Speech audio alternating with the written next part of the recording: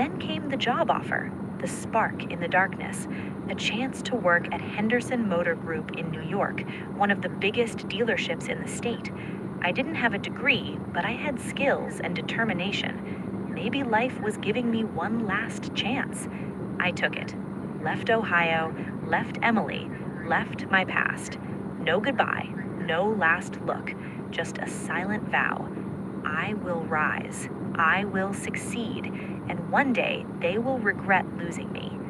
That was the day revenge quietly began writing itself. The city changed me. New York was loud, fast, competitive, the kind of place that chews you up if you're weak. I worked harder than I had ever had, learned sales, management, strategy, stayed in the office late nights, watched others climb while I climbed faster. Within 3 years, I moved from mechanic. Emily Carter, the woman who promised forever and chose betrayal instead. I thought I'd feel hatred boiling inside me, but instead, there was a cold, still clarity, like the moment before a storm hits. I had worked for years, climbed from greasy hands to tailored suits, earned respect in a world where no one hands success for free. And now, she was coming into my world, not knowing she would walk straight under my authority, not knowing I held her future in my hands. On Wednesday morning, I put on my best charcoal suit, polished shoes, cufflinks I only wore at big meetings. I wanted her to see what she lost, not the broken boy she left behind, but the man forged from the ashes she created. The conference room buzzed with chatter as new employees gathered for orientation. I entered calmly, placing my folder down. Heads turned. A few interns whispered, "That's Ethan Cole, the youngest division head." I nodded politely, scanning the crowd. And there she was, Emily. She looked older, more polished, but the same eyes, unsure, searching, unaware. Her hair straighter now, wearing a light blue blouse with a nervous smile. Her gaze moved across the room until it met mine. It happened in 1 second. Recognition. Her eyes widened, breath hitched. She stood frozen like someone seeing a ghost rise from the grave they buried. "Ethan?" she whispered. I smiled professionally, emotionless. "Good morning, Miss Carter. Find a seat. We're about to begin." She blinked rapidly, clearly shaken. She opened her mouth like she wanted to speak privately, but the room was watching. She lowered her eyes and sat. Inside, I felt a cold satisfaction. For years, she had all the power, my heart, my loyalty, my trust. Now, tables turned.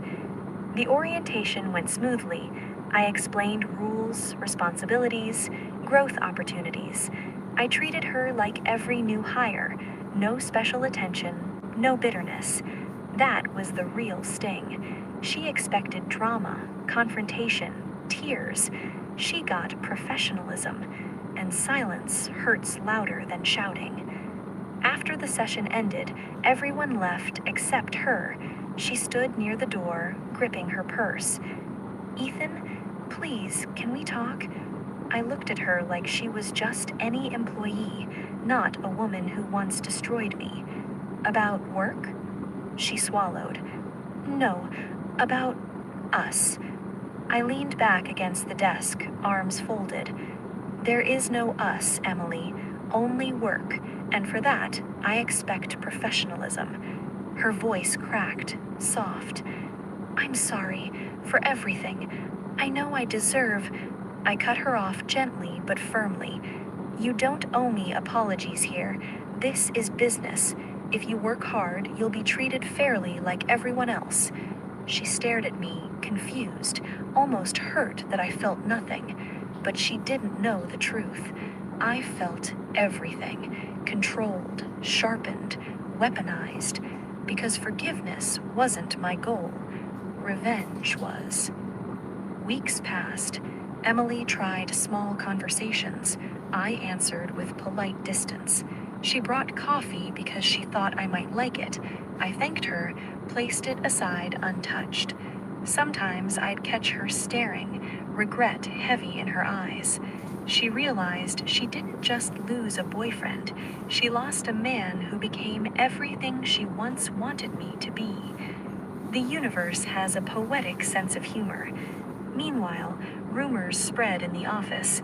The new trainee seemed particularly interested in the boss, but no one knew our history. Not yet. Then, on a Friday afternoon, fate played its next card. During a partnership meeting with the hotel chain director, I learned there would be internal promotions soon.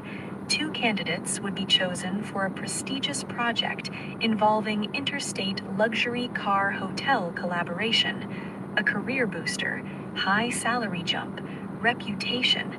Emily was working hard for it, late nights, extra tasks, volunteer weekends. I admired her effort, but effort doesn't erase betrayal, and I had something planned, something deliciously karmic. One evening, while reviewing performance files alone in my office, I received a call. The name flashing on screen nearly made me laugh. Aaron Brooks. Yes, him. The man I once called brother.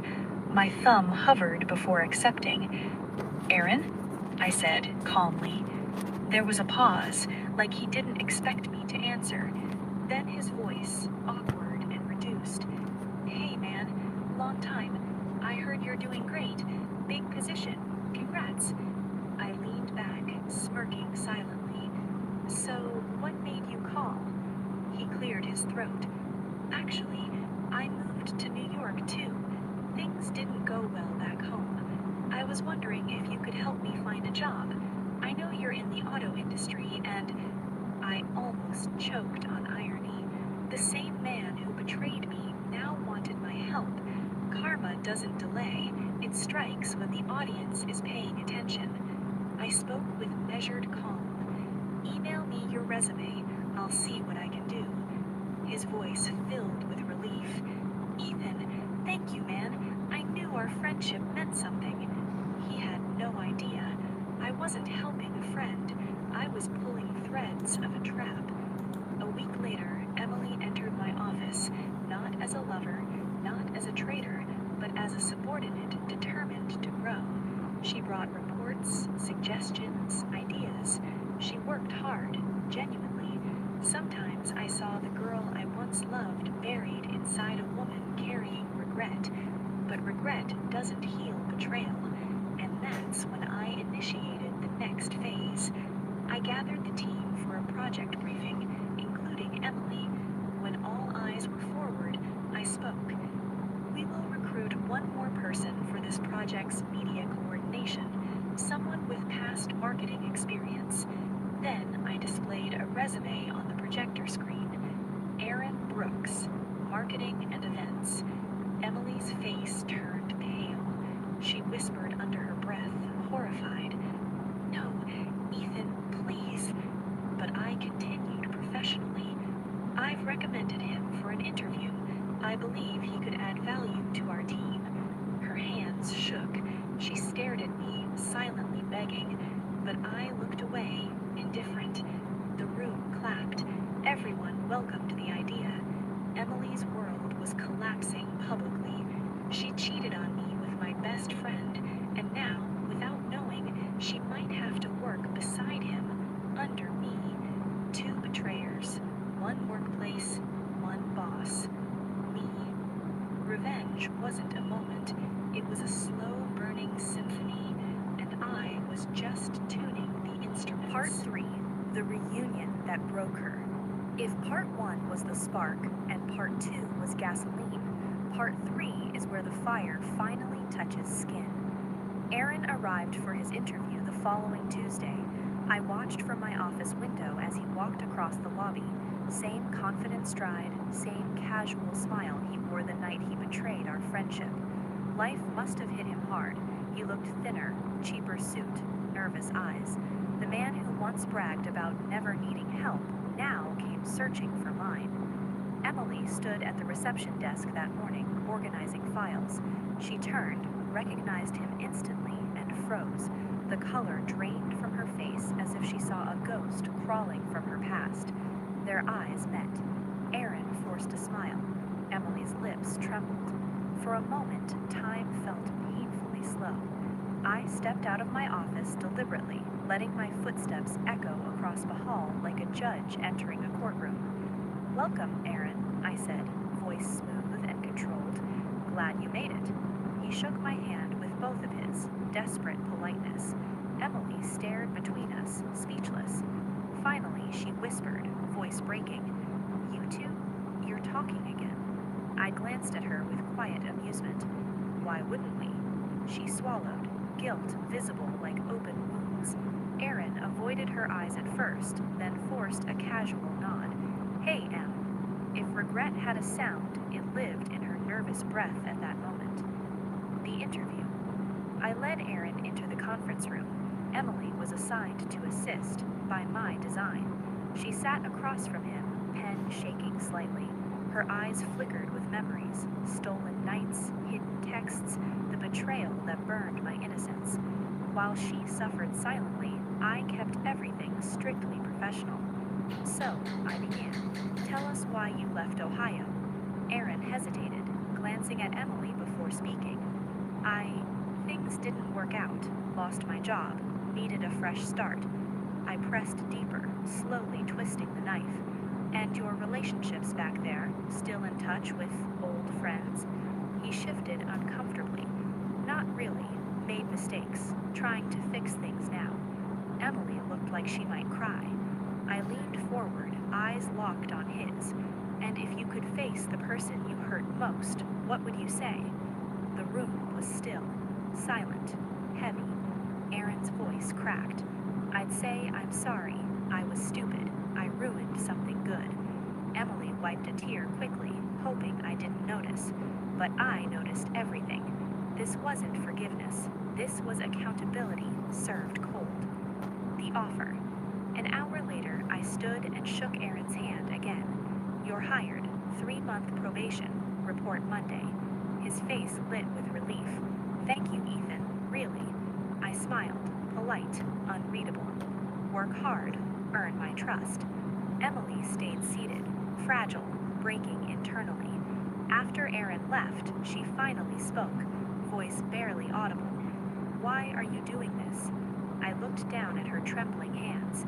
"You both made choices. Now life is just setting the stage."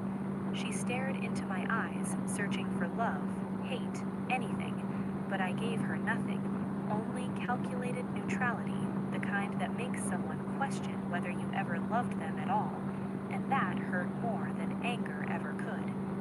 The workplace tension. Monday arrived. Aaron joined the team officially. Emily avoided him, avoided me, avoided her reflection if she could. At meetings, she kept her eyes on papers. In hallways, she took longer routes. During lunch, she hid behind coffee cups like they were shields. But avoiding the past doesn't erase it. One evening, I walked into the break room. Emily stood alone washing her cup, quietly crying. She didn't know I was behind her.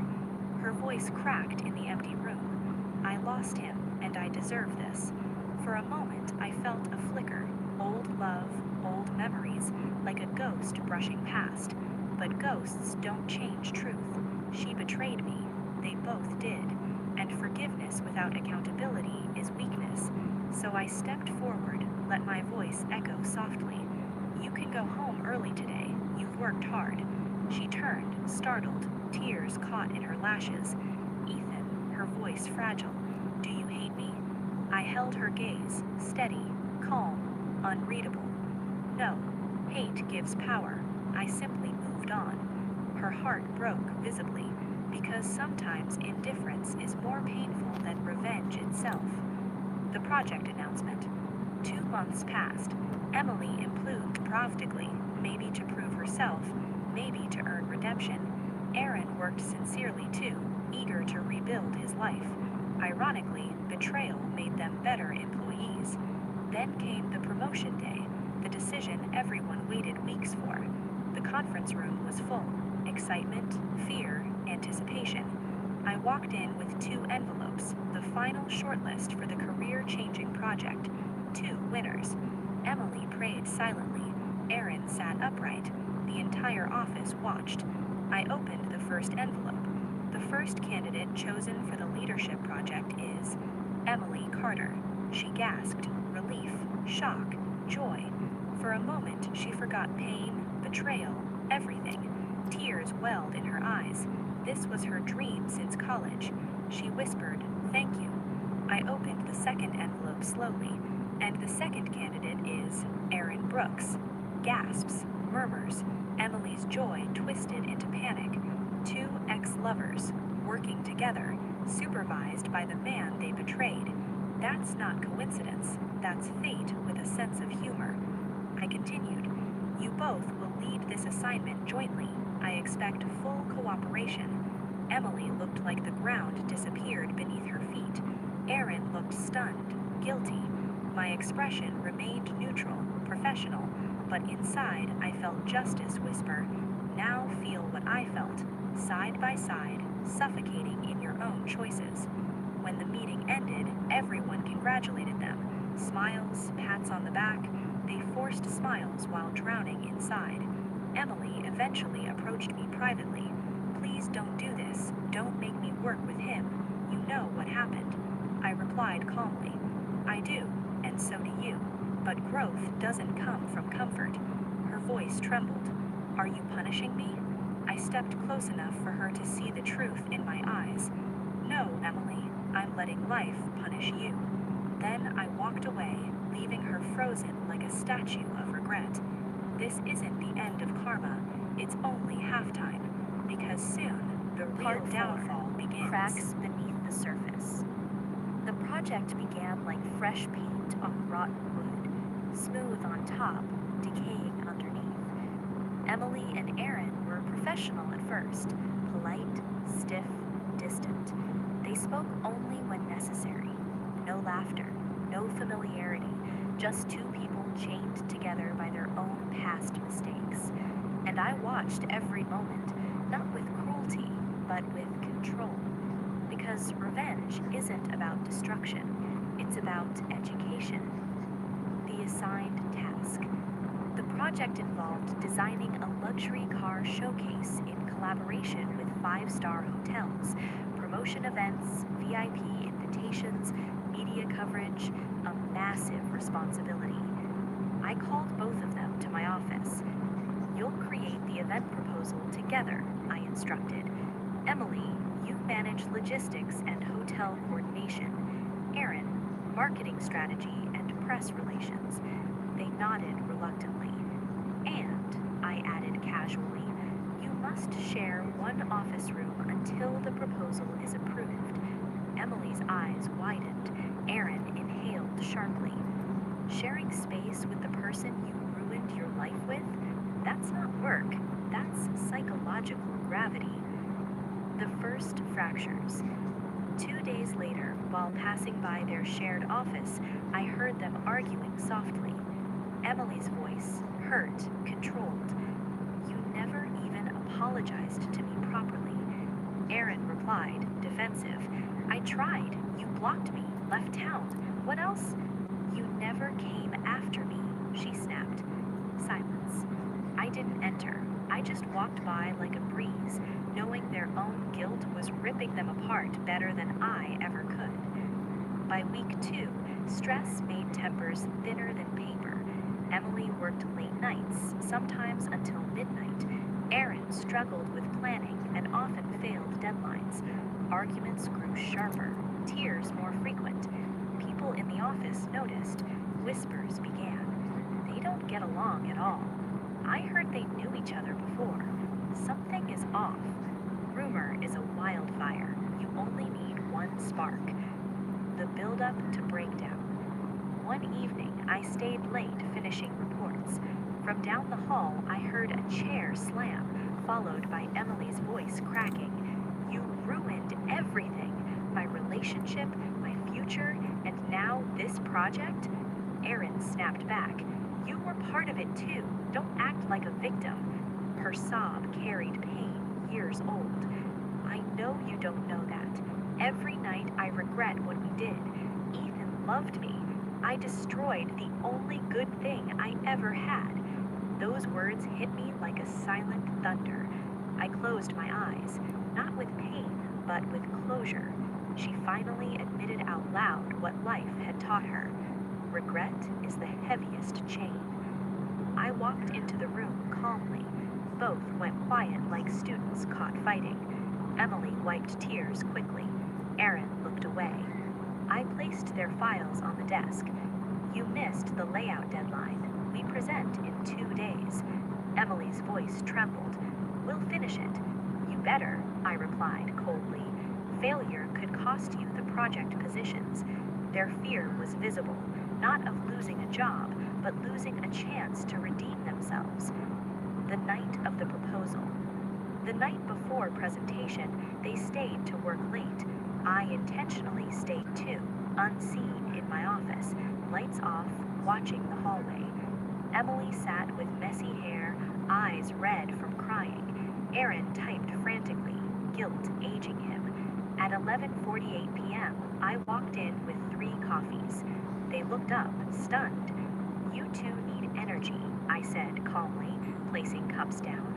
Emily stared like she didn't deserve kindness. Erin whispered, "Thank you, man." I sat with them, helping silently, fixing timelines, guiding structure. We worked like old classmates forced back together, ghosts sitting quietly beside us. By 2 a.m., the proposal was finally complete. Emily looked at me with swollen eyes and whispered, "Why are you helping us?" I looked directly into her soul.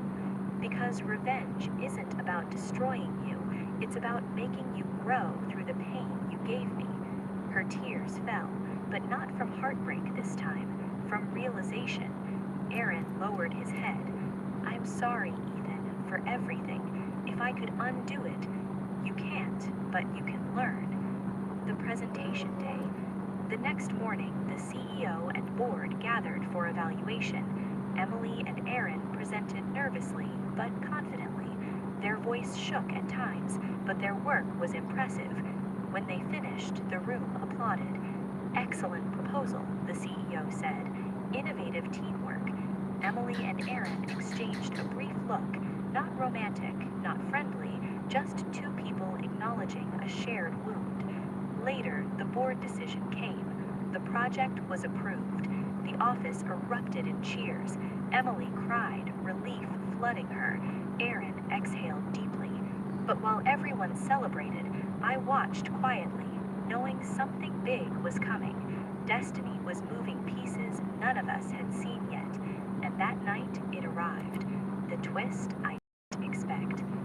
After the celebration, Emily knocked on my office door. "Come in," I said, expecting gratitude, but her expression was different, steady, emotional, vulnerable. She sat down slowly. "Ethan, I need to confess something." I raised an eyebrow. She inhaled deeply. "I'm leaving." The words hit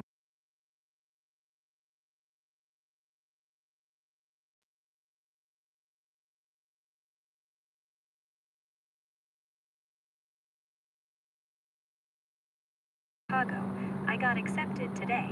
I think I need to start my life somewhere fresh. I need to learn to be a better person, not to fix the past, but to build a future I won't regret. Her voice cracked, but she didn't cry. "I know I hurt you. I know I can never undo it.